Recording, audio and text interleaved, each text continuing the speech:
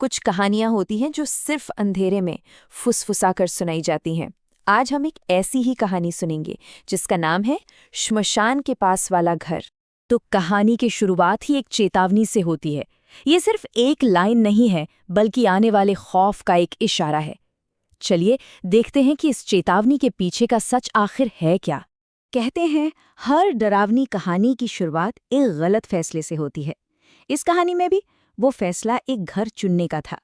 तो कहानी शुरू होती है रवि से। एक नौजवान नई नौकरी, नए सपने, एक छोटे से अनजाने गांव में आता है और उसे बस सिर छिपाने के लिए एक छत चाहिए।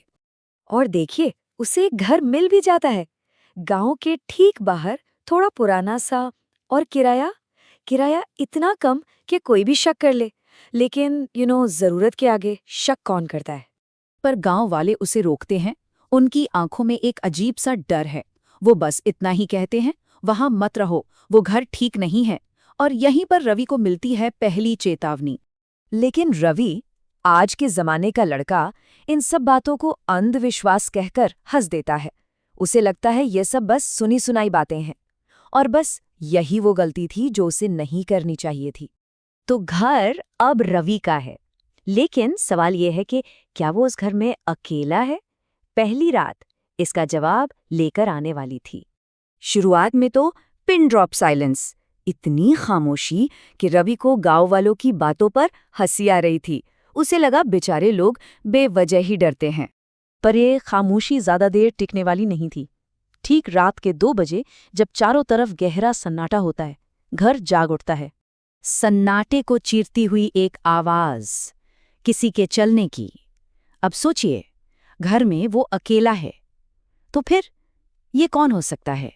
कोई तेज आवाज नहीं, बस एक धीमी सी ठहर ठहर कर आती आवाज। टक टक टक, जैसे कोई बड़े आराम से घर में टहल रहा हो। और यही आराम उस सन्नाटे को और भी डरावना बना रहा था। रवि हिम्मत जुटाता है, सोचता है, चलो देख ही लेते हैं, कोई जानवर होगा या शायद कोई चोर। वो पूरा घर छान मारता है, एक एक कोना, पर वहां कोई नहीं था। मतलब कोई भी नहीं। और ठीक उसी पल, जब उसे लगा कि सब वहम था, डर का असली रूप सामने आता है। जैसे ही वो बिस्तर पर वापस लेटता है, उसे महसूस होता है कि बिस्तर का एक कोना दब गया है। कोई ठीक उसके बगल में आकर बैठ गया था। पहली रात तो बस एक एहसास था, असली खौफ तो दूसरी रात को एक हकीकत बनने वाला था।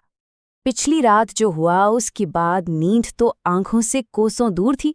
अब तो घर की हर छोटी बड़ी आवाज उसे डरा रही थी। और फिर अचानक धड़ाम, एक जोरदार आवाज के साथ कमरे की खिड़की अपने आप खुल जाती है, जैसे किसी ने उसे पूरी ताकत से बाहर की तरफ खींचा हो। और खिड़की के उस पार शमशान, जलती हुई चिता, और उस आग की रोशनी में वो खड़ी थी, सफेद साड़ी पहने एक औरत, जिसकी आंखें सीधे रवि को घूर रही थीं। तभी हवा में एक फुसफुसाहट गूंजती है, एक ठंडी आवाज जो सीधे रवि से सवाल कर रही थी। रवि कांपते हुए किसी तरह खिड़की बंद कर देता है, लेकिन वो आवाज, वो बाहर नहीं रहती। अब वो फुसफुसाहट कमरे के अंदर से आ रही थी, ठीक उसके पीछे से। ये मेरा घर है। 2 रातें, 2 चेतावनियां। अब बारी थी तीसरी रात की, आखिरी रात की। रवि के सब्र का बांध अब टूट चुका था। उसने भागने का फैसला किया, दरवाजे की तरफ दौड़ा, पर दरवाजा अंदर से लॉक हो चुका था अपने आप। अब वो कैद था। और फिर गूंजती है वही आवाज, जो मानो कह रही हो, अब बहुत देर हो चुकी है। हिम्मत हार कर जब वो पलटता है, वो उसके ठीक सामने थी, इतनी पास कि उसकी जली हुई चमड़ी की गंध आ रही थी। आंखें पूरी तरह काली और चेहरा जला हुआ। और तब वो राज खुलता है कि आखिर उस घर में हुआ क्या था। वो बताती है कि उसे यहीं इसी घर में जिंदा जलाया गया था। और फिर वो अपना बदला पूरा करती है, अपना नियम सुनाती है, एक ऐसा नियम जो रवि की तकदीर लिखने वाला था। उस रात के बाद रवि का क्या हुआ? खैर, कुछ कहानियां कभी खत्म नहीं होती। वो उस जगह का, उन दीवारों का हिस्सा बन जाती हैं। अगली सुबह जब गांव वाले घर में दाखिल हुए, तो उनका शक, उनका डर सच साबित हो चुका था। रवि मर चुका था। लेकिन उसकी मौत से भी ज्यादा डरावना था वो मंजर। उसकी आंखें फटी की फटी रह गई थीं और दरवाजे को घूर रही थीं, जैसे मरने से ठीक पहले उसने कुछ बहुत ही खौफनाक देखा था।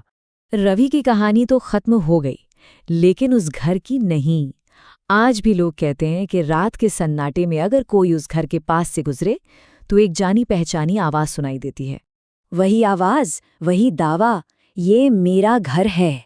ये कहानी हमें यही बताती है कि कुछ दरवाजे कभी नहीं खोलने चाहिए और कुछ चेतावनियों को कभी नजरअंदाज नहीं करना चाहिए।